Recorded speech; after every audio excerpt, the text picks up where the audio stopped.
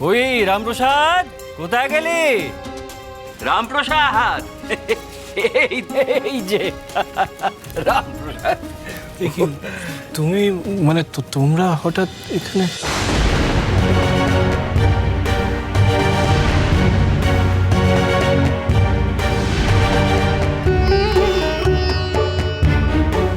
আরে ভাইয়ের বাড়িতে দাদা আসবে, অনুমতি নিয়ে আসতে হতো নাকি? না না, আমি তা বলছি না, মানে তোমরা তো সাধারণত এখানে তেমন আসো না, আজ হঠাৎ এখানে। দেখো, দেখেছো ও আমাদের কতটা খারাপ ভাবে, তুমি দেখেছো?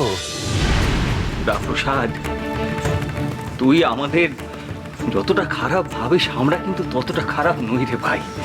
আমরা সারা জীবন কেবলমাত্র তোদের মঙ্গল কামনাই করেছি, মঙ্গল চিন্তা করেছি। আর সেদিন মানে ওই দোলের দিন লবঙ্গ তোদের সঙ্গে যে ব্যবহারটা, তারপর থেকে যে ও কি পরিমাণ অনুতপ্ত, ওর যে কি অনুশোচনা হচ্ছে আমি তোকে বলে বোঝাতে পারবো না। বাড়িতে থাকতে একটাও কথা বলে না, যদি বা কথা বলে একটাই কথা বলে, আমাকে একবার রামপ্রসাদের কাছে নিয়ে চলো, আমাকে একবার আমার সর্বাণীর কাছে নিয়ে চলো। তাই ভাবলাম আজকে যখন সময়ও আছে, সুযোগও হয়ে গেল, তাই একটু নিয়ে টিয়ে সব এলাম ভাইয়ের বাড়িতে। কি ব্যাপার বলতো দুঃখী? দিদি এত ভালো ভালো কথা বলছে, এত ভালো মানুষই। কি জানে বাবু, আমার তো দেখলেই সন্দেহ হয়। তোদেরও তো বাবা বলি হারি, ওগুলো কি মাথায় নিয়ে হাতে হাতে দাঁড়িয়ে থাকবি?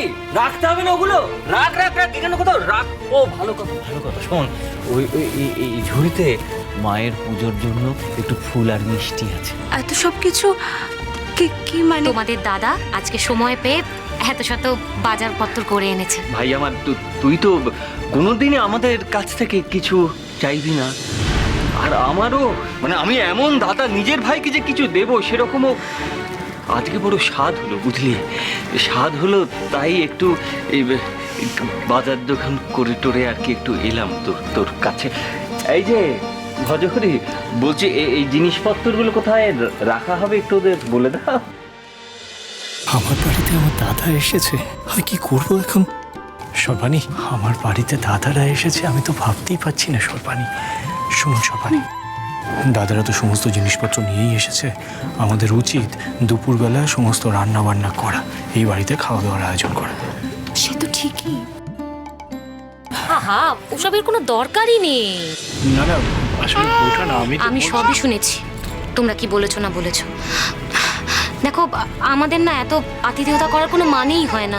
আমরা তো নিজেদের বাড়ির লোক, শুধু ওই বাড়ি থেকে এই বাড়িতে এসেছি। ওই বাড়ি আর এই বাড়ি কি আলাদা নাকি?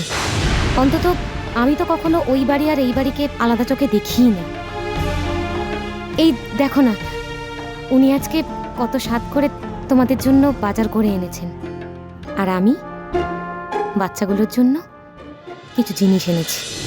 এই দেখো, পরমেশ্বরীর জন্য পায়ের মল, আর আব্দুলালের জন্য হাতের বালা।